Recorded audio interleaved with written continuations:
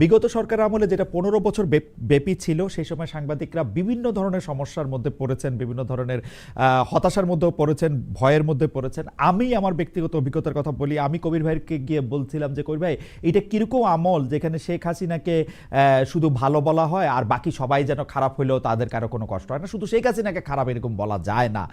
বলে যে না, শেখ হাসিনা ভালো, শুধু মন্ত্রী আমলা সামরিক বা বেসামরিক কর্মকর্তারা তারা শুধু খারাপ, তারা শেখ করছে। একই ধরনের প্রবণতা আমরা এখনো দেখতে পাই কিনা কবির ভাই? যে আমরা বলতেছি যে না, স্বরাষ্ট্র উপদেষ্টা ব্যর্থ, উমুক ব্যর্থ, সরকারের ভিতরে সরকার, কিন্তু যেন ডক্টর মোহাম্মদ ইউনূস কিছুই জানেন না, অথবা ডক্টর মোহাম্মদ ইউনূসই আসলে সবচেয়ে ভালো। এটা কি আসলে সম্ভব? কবির ভাই, আমার একদমই মনে পড়ে আপনি আমাকে বলছিলেন যে দেখেন, মাথা যদি ঠিক থাকে তাহলে অন্য কিছুর খারাপ হওয়ার সম্ভাবনা অনেক কম থাকে, যদি দোষ আমি মাথাকেই দিব। এখনকার পরিস্থিতিটা কি আলাদা একটু কবির ভাই? না, একদম না। হ্যাঁ, এখনো একই রকমের আছে, বাট রকমটার পরিবর্তন ঘটেছে।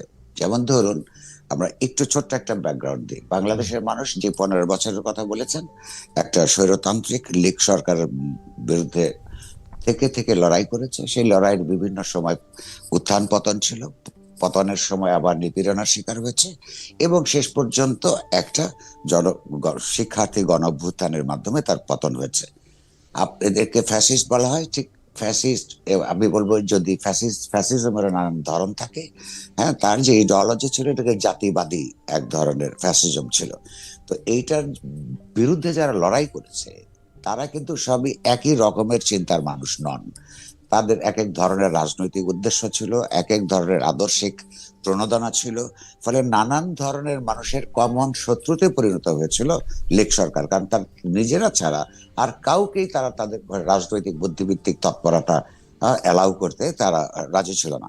ফলে সবাই তার বিরুদ্ধে সংঘবদ্ধ হয়ে এবং সাধারণ মানুষ অতিষ্ঠ হয়ে তার মধ্যে যোগ দিয়েছিলেন।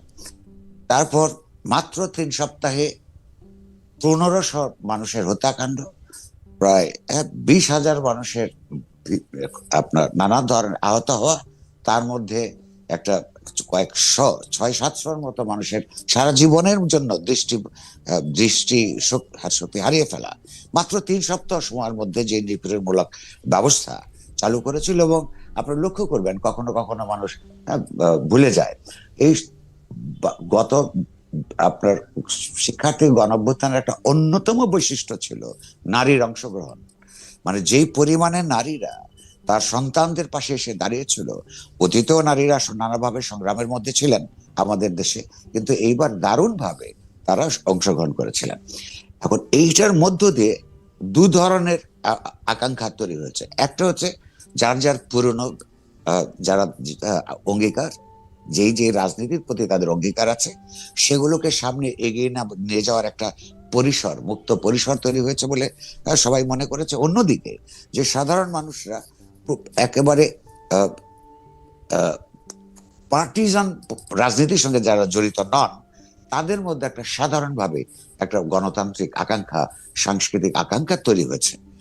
তাহলে যেটা প্রয়োজন ছিল, এরকম একটা গণঅভ্যুত্থানের মধ্য দিয়ে একটা সরকারের পলায়নের পর যেই সরকার প্রতিষ্ঠিত হবে, আমরা এখন যে বা তখন থেকে যে একটা নাম দিয়ে চলেছে একটা অন্তর্বর্তীকালীন সরকার, সেই অন্তর্বর্তীকালীন সরকারের ওই রাজনৈতিক প্রজ্ঞা থাকবার কথা ছিল যে গণঅভ্যুত্থানের মধ্য দিয়ে যে আকাঙ্ক্ষাগুলো তৈরি হয়েছে, সেই আকাঙ্ক্ষাগুলো ধীরে ধীরে এগুলোকে বাস্তবায়ন করার প্রক্রিয়ার পাশাপাশি এই যে সংস্কার কর্মসূচি এবং নির্বাচন দিকে যেমন এগোতে হবে, তেমনি এগুলোর যার এই এত বড় অপরাধের জন্য তাদেরকে বিচারও করতে হবে। অর্থাৎ তিনটা, একটা হচ্ছে বিচার, সংস্কার এবং নির্বাচন। এই দেশের মানুষ, আপনি লক্ষ্য করুন, কখনই এমন সরকার প্রতিষ্ঠিত করে নাই, যার একটা সরকার মানুষ করে নাই, নিজেরা জোর করে থেকেছে এরকম সরকার অতীতে ছিল, যে তার টেনিউর কেউ জিজ্ঞাসা করে নাই। পৃথিবীতে কোনোদিনও কোনো সরকারের অনির্দিষ্টকালের টেনিউর থাকতে পারে না। কিন্তু আমরা লক্ষ্য করেছি যে এই সরকার প্রতিষ্ঠিত হবার পর যাদের নিয়ে সরকার প্রতিষ্ঠিত হয়েছে, তাদের দেশপ্রেম আমি প্রশ্ন করি না, কিন্তু তাদের রাজনৈতিক প্রজ্ঞা সম্পর্কে আমার সেদিনও প্রশ্ন ছিল, এখনো আছে এবং ভবিষ্যতেও থাকবে। কারণ এই যে আকাঙ্ক্ষাগুলোকে কিভাবে জড়ো করতে হয়, তার আকাঙ্ক্ষাগুলোকে কিভাবে বাস্তবায়নের প্রক্রিয়া নিতে হয়, তার যে রাজনৈতিক অভিজ্ঞতা, এটা তাদের ছিল না। এটা অধ্যাপক ইউনূসেরও ছিল না, এবং তার সঙ্গে যারা সহকর্মী আছেন তাদেরও ছিল না, অধিকাংশেরই। কারো কারো কাউকে কথা বাদ দিলে ছাত্র রাজনীতিতে যাদের এক ধরনের হাত পাকিয়েছিলেন তারা ছাড়া এই ছোট ছোট ছোট বড় নানান এনজিওর মধ্যে থেকে যারা দেশের সংস্কার সাধনের মধ্য দিয়ে কাজ করতে চেয়েছেন, তারা একটা গোটা রাষ্ট্রযন্ত্রের ব্যবহার রাজনৈতিক ভাবে কিভাবে করতে হয় তার উপলব্ধি আছে বলে আমার মনে হয় না। ফলে আজকে যে সমস্ত ফেলিউর গুলি দেখছেন, মূলত তাদের যে রাজনৈতিক অভিজ্ঞতাহীনতা, তাদের যে রাজনৈতিক অঙ্গীকার, তার যে রাজনৈতিক দিক দর্শনের প্রয়োজনীয়তা পড়ে। রাষ্ট্র তো একটা পুরোপুরি রাজনৈতিক সংগঠন, তো এই সংগঠনকে কোন দিকে কিভাবে নিয়ে যেতে হয়, কিভাবে মতাদর্শিক উপাদানগুলোকে বাস্তবায়ন করতে হয়, সর্বোপরি এই অধিকাংশ মানুষ যারা বিভিন্ন দৃষ্টিভঙ্গি নিয়ে রাস্তায় নেমেছিলেন, তাদের মেজরিটি মানুষের কি আকাঙ্ক্ষা তার যে রাজনৈতিক রূপ দেওয়া এবং সেই রূপকে বাস্তবায়ন করবার চিন্তা, চেতনা, অভিজ্ঞতা, আকাঙ্ক্ষা কোনোটাই তাদের ছিল না। তারা এক ধরনের লুজ টাইপের, যে তরল, তাদের দেশের জন্য ভালোবাসা আছে আমি এখনো বিশ্বাস করি। আবার ক্ষমতাকে পেলে ক্ষমতাকে যে সুষ্ঠুভাবে ব্যবহার করতে হয়, এইটা যতক্ষণ না আপনি কাউকে ক্ষমতা দিচ্ছেন ততক্ষণ পর্যন্ত তার পরীক্ষাটা হয় না। এদের মধ্যে অনেকেই আছে ক্ষমতাকে অপব্যবহার করছেন, সেটাও আছে, সেটা ক্ষমতার একটা অন্তর্গত সমস্যা। এই কারণেই ক্ষমতাকে আপনার জনসমাজের দিক থেকে, সংবাদ মাধ্যমের দিক থেকে, রাজনৈতিক দিক থেকে অপোজিশনাল একটা চাপের মধ্যে রাখতে হয়। সেইটা রাখবার চেষ্টা এখনো পরিপূর্ণভাবে হচ্ছে না, কারণ সবাই নির্বাচনের যে দিকে চেয়ে আছে। করবে ডক্টর মোহাম্মদ ইউনূসকে আপনার মনে হচ্ছে কিনা যে ক্ষমতার অপব্যবহার উনি করছেন, উনি উনার নিজের স্বার্থকে দেশের স্বার্থের চেয়ে বেশি সামনে রাখছেন? সেই স্বার্থের মানে আর্থিক স্বার্থ নাও হতে পারে, আপনি সেটা বলছেন, মানে হতে পারে যে তার কাছে যেটা আদর্শ মনে হয়। জি, দেখুন, ওনার একটা বড় ভুল উনি শুরুতে করেছেন। আমরা জীবনে প্রত্যেকেই ছোট বড় ভুলের মধ্য দিয়ে আমাদের জীবনে গই অথবা পিছিয়ে যায়। ওনার এইটা স্বার্থবাদিতা আমি এখনো বলবো না, আমি বলবো যে একটা বিরাট ভুল তিনি করেছেন। এই যে ক্ষমতায় আসবার প্রায় সঙ্গে সঙ্গে গ্রামীণ সংক্রান্ত যতগুলো প্রতিষ্ঠানের পক্ষে উনি যে তার সমস্যার সমাধানের ক্ষেত্রে যে তড়িৎ বেগে কাজগুলি করেছেন, এইটা উনি ঠিক করেননি। কারণ হচ্ছে আপনি যখন অনেকের দায়িত্ব নেন এবং সমাজে যখন অনেক মানুষ ক্ষতিগ্রস্ত থাকে, আপনি সবার দায়িত্বটা শেষ করে নিজের দায়িত্ব গ্রহণ করা হচ্ছে যে কোনো মহৎ আদর্শের আপনার দাবি। তো উনি তার এই সমস্যাগুলো সমাধান করবার আগে তার আরো অনেকের সমস্যা, অনেক কোম্পানির সমস্যা, এগুলো সমাধানের দিকে যেতে পারতেন, কিন্তু এই তাড়াহুড়াটা তিনি করেছেন। আমার ধারণা যে এইটার জন্য তার সারা জীবন তাকে করে করে খাবে। উনি এখন ইতিমধ্যেই উনি বোঝেন কিনা আমি জানি না, এইটা তিনি করেছেন। কিন্তু তার মূল সমস্যাই হচ্ছে তার সরকারের ঠিক রাজনৈতিক দিকদর্শন না থাকা। তার একটা নন পলিটিক্যাল মাইন্ডস, তাদের নিয়ে সরকার গঠন করা এমন একটা সময় যখন বাংলাদেশে রাষ্ট্র ক্ষমতায় থাকা উচিত ছিল সব রাজনৈতিক ভাবে সবচেয়ে সংবেদনশীল, সবচেয়ে রাজনীতি সচেতন, ইতিহাস সচেতন যে সংগঠনটা হওয়া উচিত ছিল সরকার হিসেবে, সেটা হয় নাই। তারই দুর্ভোগ আমাদেরকে পোহাতে হচ্ছে।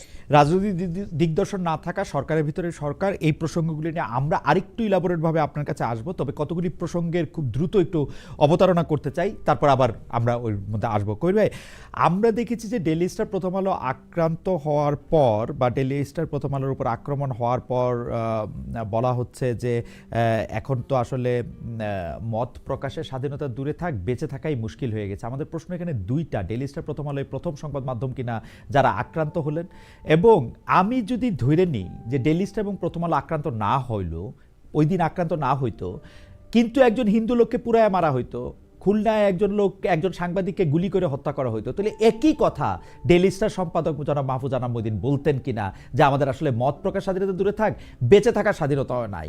মানে যে দুইটা পত্রিকা আমাদেরকে সবচেয়ে বেশি মানুষ পড়তেছে বলে দাবি করতেছে বা আমাদেরকে লিড করতেছে, তাদের সম্পাদকরা শুধু নিজেরা আক্রান্ত হওয়ার পরেই কি বুঝতে পারলেন যে দেশে আসলে মত প্রকাশের স্বাধীনতা নাই, বা এই প্রথম সংবাদ মাধ্যম আক্রান্ত হইল? এটা কিরকম? না, এটা না, এটা একটা হচ্ছে যে তাদের পর যে আক্রমণটা হয়েছে, তারা খুব সেই সময় বিহ্বল হয়ে পড়ছিলেন। হয়তো শব্দের আপনার শব্দের প্রয়োগ, বাক্য বিন্যাসের মধ্যে, হ্যাঁ, তার এই যে ত্রুটি বলবো আমি, যেটা আপনি ধরেছেন, হ্যাঁ, এটা তার হয়েছে। কিন্তু ধরুন, মত প্রকাশ কি তিনি বন্ধ রেখেছেন? তারপরের দিনই তো আনবাউড বলে তো উনি পত্রিকা বের করেছেন। অর্থাৎ ওইটা একটা দুঃখের কথা, সেই, হ্যাঁ, কষ্টের কথা। আর এইটাও তো সত্য নয় যে অন্য সময় অন্য না, ওই এইটাইতে এইখানে প্রথম আগুন লাগেনি।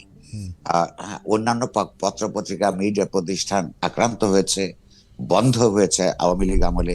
কিন্তু এটা কিন্তু ভুলে গেলে চলবে না, তখন মতিউর রহমান এবং মাহফুজ আনাম সহ আমরা সকলে কিন্তু সেগুলোর প্রতিবাদ করেছি, বিবৃতি দিয়েছি, এডিটোরিয়াল লিখেছি। এই যে ধরুন, এই এখন যারা এইসব কথা বলছেন যে আমরা তখন করেছি কিনা, আসলে মানুষের আপনার শর্ট মেমোরির কারণে তখন কিন্তু তারা এটা দাঁড়িয়েছেন, কিন্তু যে এইরকম ভাবে দাঁড়ান নাই। কিন্তু কিন্তু আর এইরকম ভাবে এই ঘটনা তো ঘটেও নাই যে একটা বিল্ডিং এর মধ্যে উপরে ভেতরের লোক রেখে চারপাশ দিয়ে আগুন লাগিয়ে দেওয়া। অর্থাৎ একেবারে সেই ইউরোপে মধ্যযুগে যেভাবে ভিন্ন মতাবলম্বীদেরকে, হ্যাঁ, আপনার পুড়িয়ে মারা হতো, সেই পুড়িয়ে মারার যে পরিকল্পনা, এইরকম করে আপনি বিশ্বাস করবেন কিনা আমি জানি না, কারণ এরা এখনো এক ধরনের বিহ্বলতার মধ্যে আছেন। সেই দিন যদি আর 20 থেকে 25 মিনিট কিংবা আধ ঘন্টা যদি এই ছেলে মেয়েদেরকে উদ্ধার করা না যেত, তারা কিন্তু সেইখানে সাফোকেশনের কারণে শ্বাসরুদ্ধ হয়ে মৃত্যুবরণ করতো। তো এইটা এডিটর সাহেব যেদিন এটা শোনেন, সেই দিন তার যে যার সঙ্গে সবচেয়ে ঘনিষ্ঠভাবে কাজ করে তার ব্যাপারে তো সংবেদনশীলতা বাড়ে। হ্যাঁ, সেইটার কারণে হয়তো এটা বলেছেন, কিন্তু এটা মিন করেছেন বলে তো প্রমাণ নাই, কারণ তিনি তারপরও তো শুধু প্রথম আলোর জন্য বা ডেইলি স্টারের জন্য আসেন নাই, তো গোটা সংবাদ মাধ্যম প্রতিষ্ঠানগুলোর স্বাধীনতার জন্য বলেছেন, এবং নিজেরাও, হ্যাঁ, মরবার ঝুঁকি থাকলেও মত প্রকাশ বন্ধ করেন নাই।